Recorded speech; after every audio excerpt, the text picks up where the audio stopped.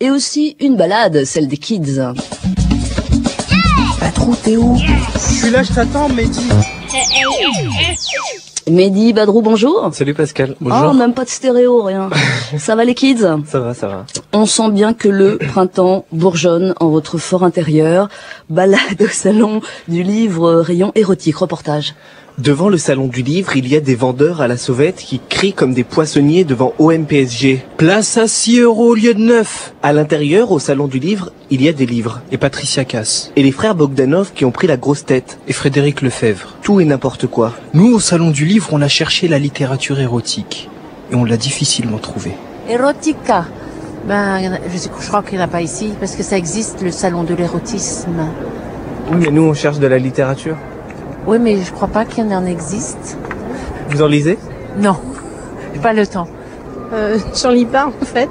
Ça me vient pas à l'esprit. Et pourquoi ça vous vient pas à l'esprit, vous? Je sais pas, parce que honnêtement, à part ça, j'ai pas de titre. C'est maintenant, ami lecteur, qu'il faut disposer ton cœur et ton esprit au récit le plus impur qui ait jamais été fait depuis que le monde existe. Je sais même pas ce que ça veut dire en fait, littérature érotique. Vous mettez quoi là-dedans? Je pense qu'il y a beaucoup de romans contemporains, c'est de la littérature érotique souvent, finalement. Je trouve que l'érotisme se vit plus qu'il ne s'écrit, mais voilà, c'est mon avis. D'accord. On traverse le rayon de TF1 édition où le dernier Guillaume Musso fait péter les ventes. On prend l'artère principale, Ingrid Betancourt signe et sourit comme une machine. Et puis, à l'ombre d'un pilier, des couvertures avec des femmes plus que dévêtues. Un homme, septuagénaire, nous présente son livre de dessins coquins. Ça, c'est Les Radis, c'est un film qui a été interdit d'antenne.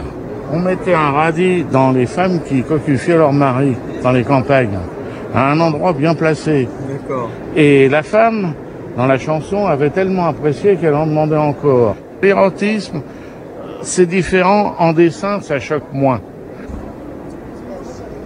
Les âmes paraissent heurtées quand on leur demande où trouver de la littérature érotique. C'est un gros mot que des kids n'ont pas le droit de prononcer. On s'approche d'une femme. Elle écrit sur un bout de papier « Laissez-moi parler ». Elle, ces messages coquins, elle les distribue dans le métro. Et depuis, elle vit dans un monde tout rose, tout rose. C'est tout ce que vous avez toujours voulu dire à votre voisin de strapontin. Donc votre braguette est ouverte à votre collant est filé. Là, on fait un reportage sur la littérature érotique. La littérature érotique, ça tombe bien parce que les textopolitains, c'est de l'effeuillage littéraire. Donc voilà, c'est un livre qui s'arrache, comme les vêtements, qui se dégrafe comme les soutiens-gorge et qui se distribue comme l'amour qu'on sème autour de soi. Moi, j'en donne au quotidien, en fait, des textopolitains. Et ma vie, elle est bien plus rose qu'avant. Bon, il est déjà l'heure de fuir, sans que nos envies malsaines soient assouvies. Un gamin raconte sa dernière lecture au stand jeunesse. La sombre histoire d'un méchant loup-garou. La prochaine fois, on se contentera des choses de notre âge, comme lui. Enfin, de votre âge. Allez savoir, 18 ans quand même, les kids. Ça va aller, je vous assure, relever de sève mardi prochain, on fait comme ça. Oui.